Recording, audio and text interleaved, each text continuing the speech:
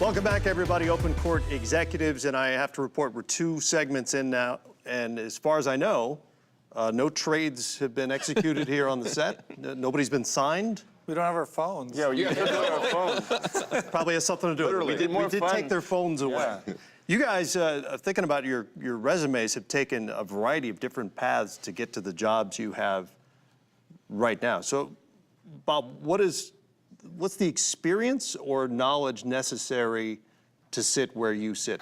I don't know, Matt. I mean, look around. I mean, we're all coming from different places. What's necessary? I know this. I know these guys on the panel, and I know the other GMs. You got to be able to work pretty hard.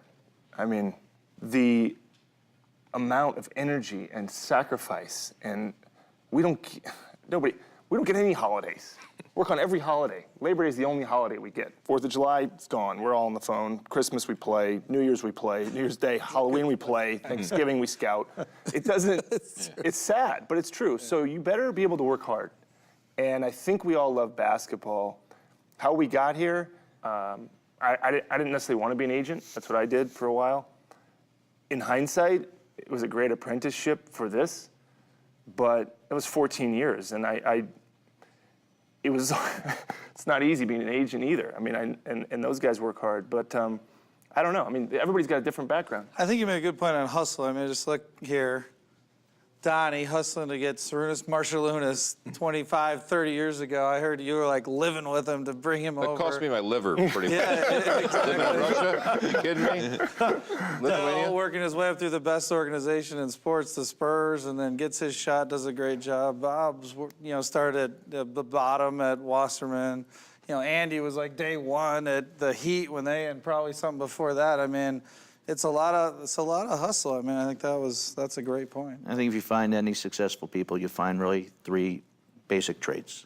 One is, I think you have to be talented for what it is you do. There has to be a skill to do it.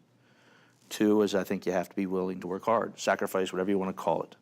And 3 is you have to be lucky. All life's answers are in the movies. All life's answers on business are in the Godfather movies. And I go to Godfather Part 2, Hyman Roth to Michael Corleone. This is the business we have chosen. Yep. When people look and say it's unfair and you're working holidays, you're working nights, you're working whatever, you get the phone calls at 2 o'clock in the morning, more likely than 2 o'clock in the afternoon. You live by this. We live a life of a schedule and a calendar. But by the way, not to contradict the 2 of you, but Dell does have Drew Holiday. So he has at least one holiday. Oh, I got you. Where's the... I was the long way to get there. Exactly. It is he's a working holiday. That's a good point. Yeah, that's great. So what are the attributes of a good GM or president of basketball operations, as the case may be? This is all great points. I think managing an NBA team, there's no equivalent in the business world. I mean, it's literally like managing a rock band. And communication is critical. Because sometimes the lead singer doesn't like to hang out with the drum player, the guitar player, and there's clashes that happen. And I think, besides all the things that we've talked about, I think communication with agents, and that's where Bob, coming from that world, has a lot of great advantages because he's been on the phone with, umpteen times in the hours of the night of a guy that's going through a tough time and whatnot. And so that's all part of the job that we've chosen. And I think communication is critical. That's a great point. Yeah, and I also think you got to have good people around you, because you're spending so many hours with these people, and to have not only people that are talented and smart, but also people you enjoy being around, because you spend hours and hours. And I said you can say you're going on vacation, but you get that phone call. I know there was one time I said, all right, today when I go on vacation, I'm leaving my phone in the room at 6 a.m. and I'm not going to, go back until 6 in the afternoon or 6 in the evening. I'm back there at 11 o'clock because I can know something can happen. And so it's a 24/7 gig, but I love it. I embrace it. You know what I mean? And I feel lucky. I feel lucky being up here with these guys right now, and just the opportunity to compete against them. And then the other thing is and these guys are really, really smart, and they will sell you a bridge if you'll buy it. It's amazing some of the calls you get. We'll try to sell you a bridge. No. Yeah, sometimes the texts or the calls you get, man, are like, would you do this? And I was like, only if I was on drugs. Drugs too. We have drugs. I was going to ask you that. How much is, I don't know if you can put a percentage on it, but personality, salesmanship, selling a deal to another team, selling your team to another player versus basketball acumen and knowing what makes sense?